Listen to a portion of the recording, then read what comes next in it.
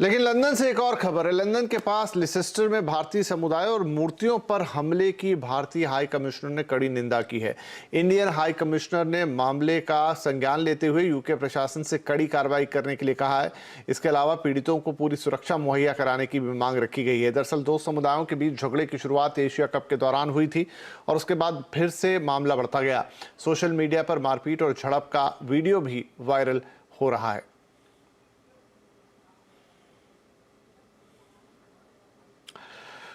चलिए इन खबरों के बाद अब बात कर लेते हैं आज के बाजार की। आज बाजार के कारोबारी हफ्ते का पहला दिन था, जहां बाजार ने दिन भर उतार चढ़ाव भरा कारोबार दिखाया। हालांकि बाजार निचले स्तर से सुधर कर बंद होने में जरूर कामयाब रहा। सेंसेक्स 300 पॉइंट चढ़ा और ये 59,141 पर बंद हुआ। वहीं निफ्टी 91 पॉइंट चढ़कर 17,622 पर बंद हुआ। बैंक निफ्टी की बात करें तो आज वहां पर 128 पॉइंट की बढ़त रही और ये 40,904 पर बंद हुआ है। आज सबसे ज्यादा खरीदारी हमने डिफेंस, सीमेंट और पीएसयू बैंकों के शेयरों में देखी, तो वहीं रियल्टी, एनर्जी शेयरों में बिकवाली देखी गई। मार्केट का अपडेट लेते हैं, हमारे साथ हैं यतिन मोहता। यतिन, तो आज मंडे था, पहला दिन इस हफ्ते का, कारोबारी हफ्ते का। क्या हाइलाइटर रहे मार्केट के? तो देखिए, शुरू करते हैं निफ्टी गेनर्स के साथ और यहाँ आपको बहुत सारे स्टॉक्स दिखेंगे जो तेजी की तरफ आपको बंद होते हुए दिखाई दिए। खास करके महिंद्रा एंड महिंद्रा अपने सोलर यूनिट्स को यहाँ मोनेटाइज करने के बाद स्टॉक में लगभग 3% की तेजी। और अगर हम बजाज फाइनेंस, एसबीआई लाइफ और अदानी पोर्ट्स जैसे स्टॉक देखें तो 2-2.25% के ऊपर की तेजी यहाँ देखने को मिली। लूजिंग एंड पे थोड़े बहुत टाटा ग्रुप के shares, Tata steel, Tata Motors लगभग 2 से 2.5% की मंदी के साथ बंद हुए। ब्रिटानिया और आईसीआईसीआई बैंक जैसे स्टॉक्स में आपको 1-1.25% का जो है डाउनटिक दिखा। मिड कैप्स में काफी जबरदस्त एक्टिविटी सीमेंट शेयरों में थी, तो आपको स्क्रीन पे दिखेंगे Nuvoco cement, Ambuja cement, India cement, जहां लगभग 8 से 10% की तेजी थी। और आज त्रिवेणी इंजीनियरिंग में लगभग 17-18% का आपको अपटिक आता हुआ दिखाई दिया। लूजिंग एंड पे अगर हम देखें तो थोड़े फाइनेंशियल्स में दबाव था, खासकर कैन फिन होम्स 7% नीचे। आज पोस्ट मार्केट न्यूज भी आई कि इनके सीईओ साहब ने रिजाइन कर दिया है। करूर वैश्य बैंक और जीएनएफसी जैसे स्टॉक्स में भी आपको 5 से 6% की मंदी दिखी। जी शुक्रिया। इधर भारतीय बाजारों का जोश क्या कहता है? क्या फेड की रेट हाइक को बाजार डिस्काउंट कर चुका है? आज आवाज अड्डा में इसी पर होने जा रही एक बड़ी चर्चा। शाम 7:57 पर बाजार ऑल इज वेल।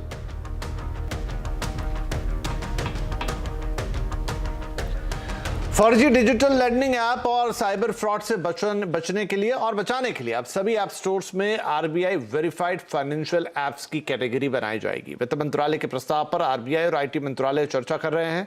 गूगल और एप्पल समेत सभी ऐप स्टोर्स में क्या नई व्यवस्था लागू हो रही है, इस पर एक्सक्लूसिव खबर लेकर आए हैं हमारे सहयोगी आलोक प्रियदर्शी। तो आलोक, अब क्या नया सिस्टम आने जा रहा है? देखिए, डिजिटल लैंडिंग ऐप्स के नाम पर जो एक बहुत बड़ा गोरख धंधा देश में चल रहा है, उसे लेकर सरकार नकेल कसना शुरू कर चुकी है। और उसी के तहत सरकार ने आरबीआई को निर्देश भी दिया था कि जितने भी इस तरह के ऐप्स हैं उनकी एक वाइट लिस्ट तैयार की जाए। लेकिन सीएनबीसी आवाज को सूत्रों से जानकारी मिली है कि सरकार अब एक ऐसे व्यवस्था पर काम कर रही है जिसके तहत जितने भी आरबीआई से वेरीफाइड या फिर वाइट लिस्ट वाले जितने भी ऐप होंगे उनके लिए तमाम ऐप स्टोर्स पर एक नई कैटेगरी बनाई जाएगी। सूत्रों के मुताबिक एक कैटेगरी फाइनेंस की हो सकती है और इस फाइनेंस कैटेगरी में वो तमाम ऐप शामिल होंगे जो आरबीआई से ग्रीन सिग्नल मिल चुके होंगे या फिर आरबीआई की वाइट लिस्ट में शामिल होंगे, ताकि लोग इन ऐप्स को बेझिझक अपने मोबाइल में डाउनलोड कर सकें और उस पर काम कर सकें। क्योंकि अभी ऐसा होता है कि बहुत सारे अनवेरीफाइड ऐप, फर्जी ऐप तमाम जो स्टोर्स होते हैं, चाहे वो गूगल प्ले स्टोर हो, चाहे एप्पल का प्ले स्टोर हो या चाहे कोई और प्ले स्टोर हो, वहाँ पर पहले से मौजूद हैं। और इन अनवेरीफाइड सोर्सेज से अगर आप कोई भी ऐप डाउनलोड करते हैं तो उससे आपकी जो निजी जानकारी होती है वो भी चोरी होती है और साथ ही साथ बहुत बड़ा आपको चूना भी लग सकता है। और ख़ास तौर से जो डिजिटल लैंडिंग ऐप के मामले में यही देखा जा रहा है कि बहुत सारे जो मिडिल इनकम ग्रुप के लोग हैं इस चंगुल में फंस जा रहे हैं। लिहाजा सरकार खास तौर से वित्त मंत्रालय, आईटी मंत्रालय और आरबीआई मिलकर एक नई व्यवस्था तैयार कर रहे हैं। और आईटी मंत्रालय लगातार कंपनियों से, इन गूगल और एप्पल कंपनियों जैसे हैं उनसे बातचीत कर रहा है ताकि वो एक नई कैटेगरी ऐप स्टोर में डेवलप की जा सके। जी बहुत शुक्रिया आलोक एक्सक्लूसिव खबर के लिए। तो अलग से फाइनेंशियल ऐप्स की कैटेगरी बनाई जाएगी ताकि फर्जी लोन ऐप्स को बाहर रखा जाए सिस्टम से। हम आगे बढ़ते हैं। सरकार टेलीकॉम सेक्टर में दूसरे चरण के रिफॉर्म्स की तैयारियां कर रही है। इस हफ्ते टेलीकॉम बिल का ड्राफ्ट जारी कर सकती है सरकार और संसद के शीतकालीन सत्र में इसे पेश भी किया जा सकता है। ये खास खबर लेकर आए हैं हमारे सहयोगी असीम मनचंदा। तो असीम, एक दूसरे चरण का रिफॉर्म टेलीकॉम सेक्टर में क्या बदलेगा इसके अंदर और क्या होगा इसके अंदर वो पॉइंट, खास बातें जिससे टेलीकॉम सेक्टर में और बेहतरी आएगी? देखिए, पिछले साल सरकार ने टेलीकॉम सेक्टर में कई सारे सुधार किए थे, जिसका असर टेलीकॉम कंपनियों पर देखने को मिल रहा है। अब सेकंड चरण का रिफॉर्म जो है सरकार करने जा रही है। ड्राफ्ट टेलीकॉम बिल जो है इसके लिए सरकार लेकर के आएगी, जो कि इसी हफ्ते जारी होगा और सरकार का इरादा है कि इसको जो संसद का शीत स्तर है उसमें इसको मंजूरी ले। तो कई सारे बदलाव जो है टेलीकॉम कंपनियों को देखने को मिलेंगे। सबसे पहले तो उनकी टेलीकॉम लाइसेंस की शर्तें जो है वो काफी आसान होंगी। अभी टेलीकॉम कंपनियों पे किसी भी गलती के लिए अधिकतम 50 करोड़ रुपए की पेनल्टी जो है वो लगती है। सरकार इसको आसान करके अधिकतम पेनल्टी जो है 1 करोड़ रुपए की जो है वो करेगी, तो इससे टेलीकॉम कंपनियों को काफी राहत जो है वो मिलेगी। इसके अलावा मर्जर और एक्विजिशन की गाइडलाइंस जो है वो काफी आसान जो है सरकार कर देगी। इन्वेस्टमेंट की गाइडलाइंस जो है सरकार इसमें काफी जो है वो आसान जो है वो करने जा रही है। तो कुल मिलाकर के सरकार का ये इरादा है कि टेलीकॉम सेक्टर को एक वर्ल्ड क्लास नियम जो है वो दिए जाए। खासतौर के भी सरकार राइट ऑफ वे के नए नियम जो है वो लेकर के आई थी। अब उनको कानूनी जामा जो है इस बिल के जरिए जो है पहनाया जाएगा। तो कई सारे रिफॉर्म्स आपको इस बिल के जरिए सरकार की तरफ से आते हुए जो है दिखाई देंगे। ड्राफ्ट बिल इसी हफ्ते जारी जो है हो जाएगा। अगले 2 से 3 दिनों में आप उसको आता हुआ देख सकते हैं और संसद के शीत सत्र में इसको मंजूरी मिलेगी, जिससे कि टेलीकॉम सेक्टर में काफी ज्यादा इन्वेस्टमेंट जो है आपको देखने को मिल सकता है। जी असीम, बहुत शुक्रिया इस अपडेट के लिए। जैकलिन फर्नांडिस की आज फिर दिल्ली पुलिस के आर्थिक अपराध शाखा के सामने हाजिरी हुई है। इकोनॉमिक ऑफेंस विंग ईओडब्ल्यू ने महाठग सुकेश चंद्रशेखर से जुड़े 200 करोड़ रुपए की ठगी के मामले में जैकलिन को पूछताछ के लिए बुलाया था। हमारे संवाददाता रवि सिंह हमारे साथ जुड़ रहे हैं, उनसे अपडेट लेते हैं। तो रवि, क्या हुआ आज की पूछताछ में और क्या ये पूछताछ अब भी जारी है या खत्म हो गई है? नहीं, देखिए, पूछताछ तो अभी जारी है क्योंकि 2:25 पर जैकलिन फर्नांडिस यहाँ पर आर्थिक अपराध शाखा जो दिल्ली पुलिस की है यहाँ पर पहुँची, क्योंकि 11 बजे पहले बुलाया गया था। 11 बजे से उनका इंतजार किया जा रहा था, लेकिन वो 2:25 पर आई।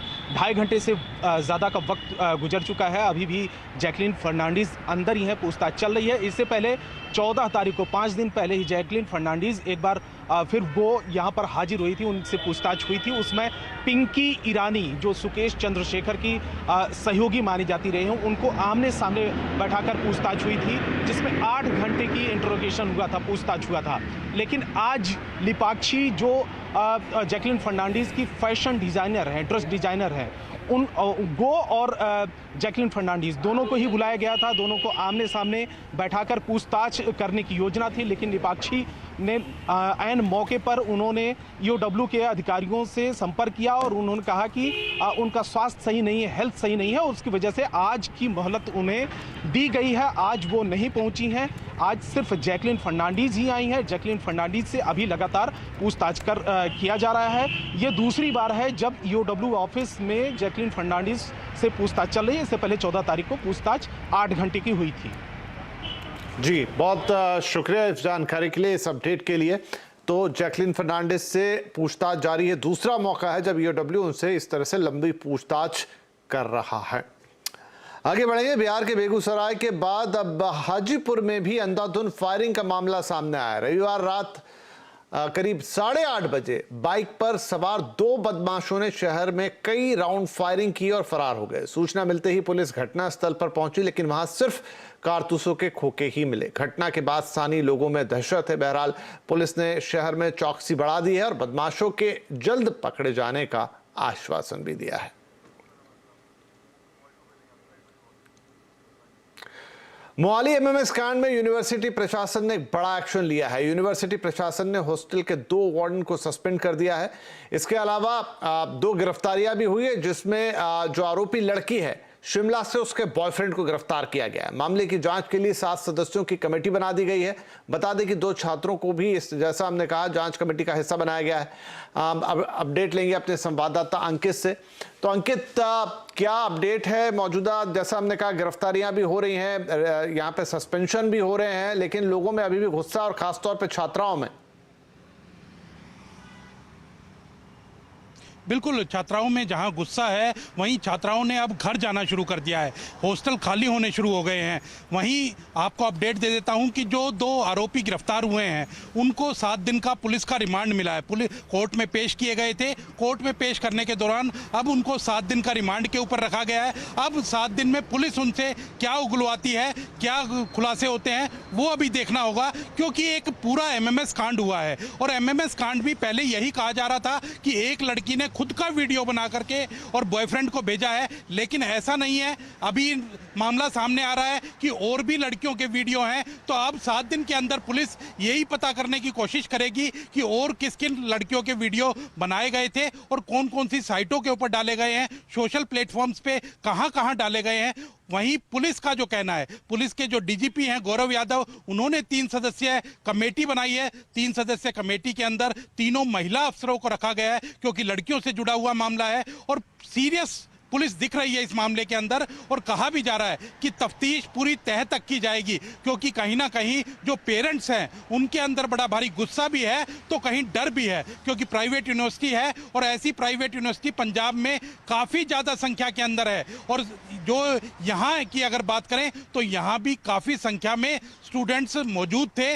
और कल भी हमने रात को देखा तो काफ़ी रात भर छात्राएं जो हैं वो विरोध प्रदर्शन करती रही। परसों रात की बात करें तो परसों रात भी विरोध प्रदर्शन करती रही। कल जो विरोध प्रदर्शन हुआ उसके बाद जो हॉस्टल वार्डन थी उनको सस्पेंड कर दिया गया और जो अन्य 1-2 मांगे थी उनको भी मान लिया गया। उसके बाद ही कहीं ना कहीं जो उनका प्रोटेस्ट था वो खत्म हुआ है। तो अभी जब 7 दिन का रिमांड मिला है तो इसमें देखा जाएगा कि अब क्या खुलासे होते हैं और क्या निकल करके आता है। जो कहा जा रहा था कि 60 एमएमएस बने हैं, क्या वास्तव में 60 एमएमएस बने हैं या फिर 1-2 ही एमएमएस बने थे और उसके बाद ये पूरा मामला का खुलासा हो गया है। अब उसका पुलिस छानबीन कर रही है और छानबीन के बाद ही पता लग पाएगा कि पूरे मामले में क्या बिल्कुल ये बात और ये क्या सच है सामने आना जरूरी है, क्योंकि बहुत घुमाने फिराने वाली बातें यहां पर हुई। कितने एमएमएस बने, क्यों एक लड़की ने दूसरी लड़कियों के एमएमएस बना के अपने बॉयफ्रेंड को भेजे, कहानी थोड़ी बिलीव करने वाली नहीं है। लेकिन अब जब गिरफ्तारियां हो रही हैं और एक्शन हो रहा है तो शायद सच निकलकर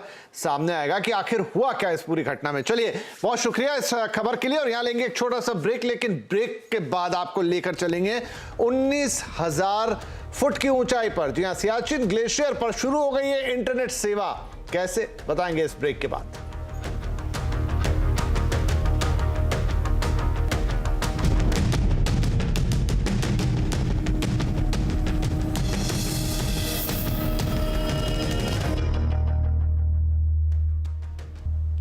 वेलकम बैक, आप देख रहे हैं आवाज समाचार और अब एक रोचक खबर। दुनिया की सबसे ऊंची बैटलफील्ड सियाचिन पर अब इंटरनेट सर्विस एक्टिव हो गई है। ग्लेशियर की 19,061 फीट की ऊंचाई पर सैटेलाइट बेस्ड इंटरनेट सर्विस दी जाएगी। भारतीय सेना की शाखा फायर एंड फ्यूरी कॉर्प्स ने इस बारे में एक ट्वीट करके जानकारी दी है। ये भारत की बड़ी कामयाबी है, क्योंकि इस सेवा से भारतीय सेनाओं को बड़ी मदद मिलेगी।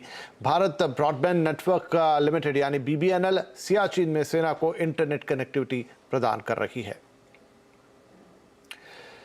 कल एक और मैराथनर की अचानक मौत हो गई। आखिर क्यों बढ़ रही है ऐसी घटनाएं? और ये मौत इसलिए हुई क्योंकि उन्हें दौड़ते दौड़ते दिल का दौरा पड़ गया। सेहतमंद लोगों की धड़कनें अचानक आखिर क्यों थम रही हैं, जानने के लिए देखिए आज का कंज्यूमर अड्डा शाम 5:57 पर। इंसान सेहतमंद, अचानक धड़कन बंद। तो इस बुलेटिन में फिलहाल इतना, लेकिन कंज्यूमर अड्डा और आवाज अड्डा में जरूर जुड़िएगा। 2 खास पेशकश आज शाम की। नमस्कार।